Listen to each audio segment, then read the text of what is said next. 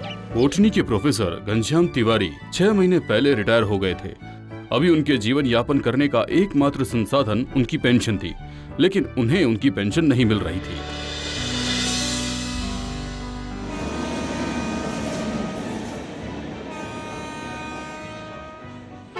उन्होंने ऑफिस के कई चक्कर भी काटे, लेकिन उनका काम नहीं बन पाया।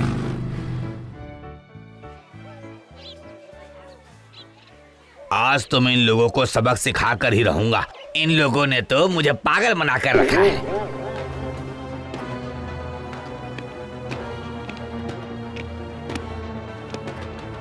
नमस्ते। नमस्ते। हाँ हाँ, मैं सुन रहा हूँ, बोलिए। मेरा पेंशन कहाँ है? नाम? घनश्याम तिवारी।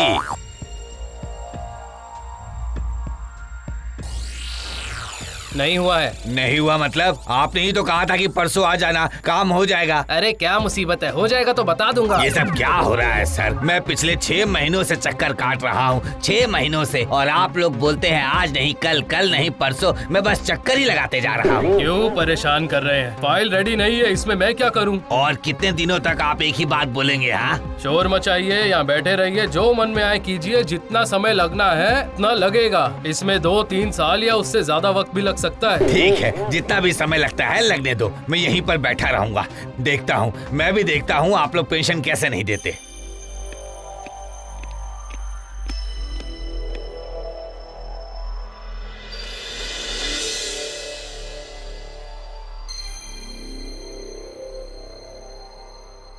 यहाँ हर दिन कितने सारे लोग अपनी समस्या लेकर आते हैं। अरे भैया, क्या समस्या है? पेंशन कितने दिनों से बाकी है? 1 साल से। अरे बाप रे। आपका? मेरा वो 6 महीने से यार, 6 महीने से। ओह, तब तो बहुत वक्त हो गया है। इस जन्म में पेंशन तो मिल जाएंगे ना? बताइए ना। कुछ भी कहा नहीं जा सकता है, लेकिन फिर भी उम्मीद मत छोड़िएगा और यहाँ आना जाना बंद मत कीजिएगा, हैं? हाँ, सही कहा, सही कहा। और कितने दिनों तक यहाँ आकर इस बरामदे में बैठना पड़ेगा? इतने लोगों के बीच में तो मुझे घुटन से होने लगती है। नहीं, छत पर जाकर बैठता हूँ, वहाँ से पूरा शहर भी दिखाई देगा और ठंडी हवा भी मिलेगी।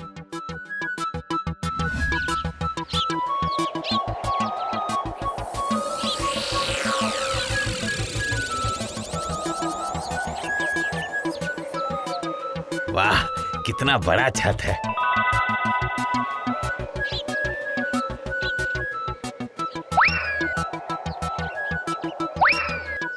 आहा, कितनी ठंडी हवा बह रही है। यहाँ तो काफी जगह है। हाँ, एक बात तो मानना पड़ेगा, इतने बड़े शहर में अगर इन खाली जगहों का सही इस्तेमाल होता तो कितना अच्छा होता। आहा, अब इस खाली जगह को मैं अपने इस्तेमाल में लाऊंगा, लेकिन कैसे लेके आऊं? कैसे इस्तेमाल में लाऊं? हाँ, कैसे? हाँ, मिल गया, उपाय मिल गया। जहर से जहर काटना पड़ेगा, इंतजाम करना पड़ेगा, चुपचाप करना पड़ेगा, गुप्त तरीके से।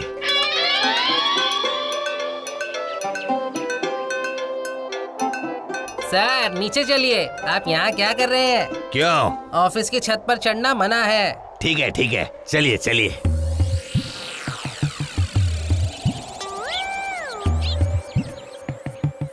घनश्याम फिर से उसी ऑफिसर के सामने आकर खड़ा हो जाता है। आप मुझे इसी ऑफिस में रहने दीजिए।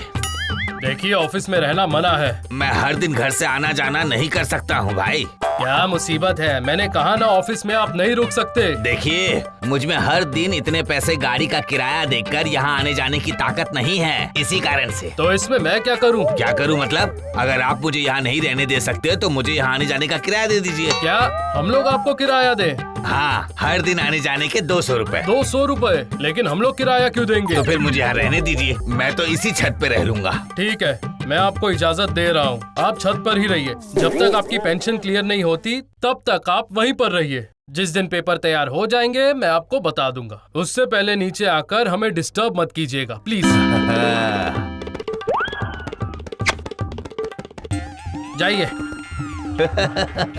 असली खेल तो अब शुरू हुआ है। हाँ।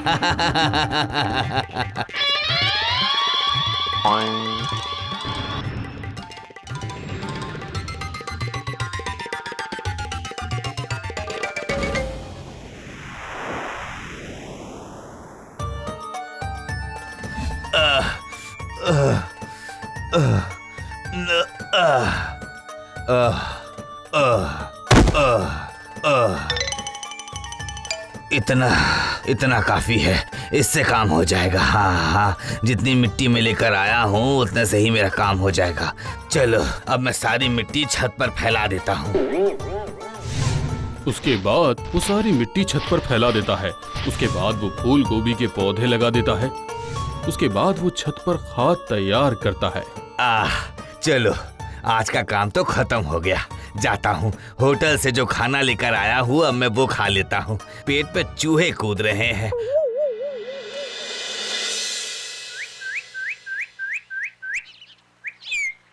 कुछ ही दिनों के बाद पूरी छत फूल गोभी से भर जाती है। वाह हा, मन को सुकून आ गया। कल से इन्हें बेचना शुरू कर दूंगा। इन फूल गोभी को बेचने के बाद मुझे इतने पैसे मिलेंगे जिससे मेरे खाने पीने के बाद भी काफी पैसे बच जाएंगे। जय जय सरकारी ऑफिस के छत की जय हो, जय हो, जय हो फूल गोभी की जय हो।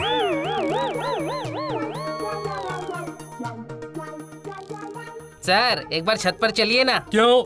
छत पर क्यों जाऊं? सर अपनी पूरी छत पर फूलगोभी उग चुकी है। क्या उग चुका है? फूलगोभी उग चुकी है। सच में? कैसे? आपने जिस आदमी को छत पर रहने दिया था ना, मतलब वो घनश्याम तिवारी? जी हाँ, उन्होंने पूरे छत पर फूलगोभी की खेती कर दी है। चलिए सर खुद ही देख लीजिए। ये किराए पर मिट्टी फेर दी। चलो चलो देखें। मिट्टी फैलाकर ही तो उन्होंने फूलगोभी लगाई है।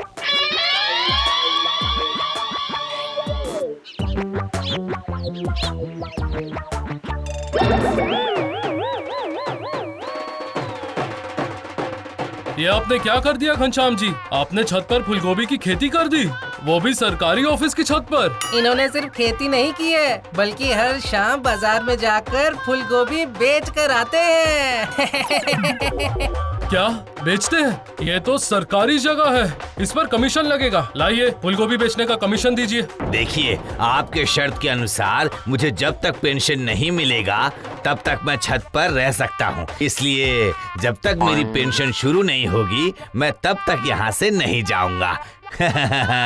मुझे पेंशन मिलते ही आपकी सारी टेंशन दूर हो जाएगी और फिर मैं यहाँ से चला जाऊंगा। मेरे पास आपकी परमिशन लेटर भी है।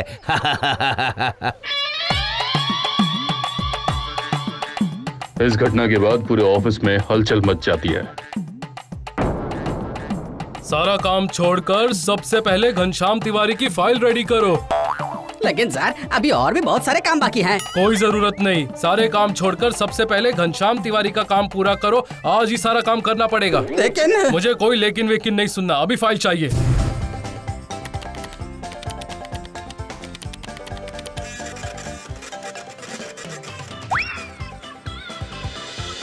घनश्याम तिवारी की फाइल लेकर जाओ, मेरे यहाँ का काम पूरा हो चुका है। इसे जाकर के 3 नंबर पे दो। घनश्याम तिवारी की फाइल तैयार है, ले जाइए। सर ये लीजिए फाइल। कहा ना कोई फाइल नहीं देखूंगा, मुझे सबसे पहले घनश्याम तिवारी की फाइल चाहिए। ये उन्हीं की फाइल है। रेडी है? हाँ सर एकदम रेडी। वेरी गुड, उन्हें बुला कर लाओ।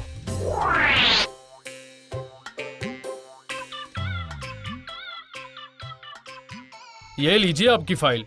आपकी पेंशन आज से ही शुरू हो जाएगी। आपके सारे कागज बैंक पहुंच गए, पैसे ले लीजिए। धन्यवाद सर, धन्यवाद।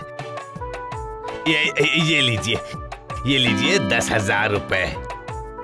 ये कैसे पैसे? मैंने सरकारी जमीन पर फूल गोभी की खेती की थी ना, इसलिए ये 10,000 रुपए किराया दे रहा हूँ। ये पैसे मुझे फूल गोभी बेचकर मिले हैं। और हाँ, अभी भी छत पर बहुत सारे फूल गोभी हैं। आप लोग आपस में बांटकर उसे पका कर खा लीजिएगा। हाँ, चलता हूँ।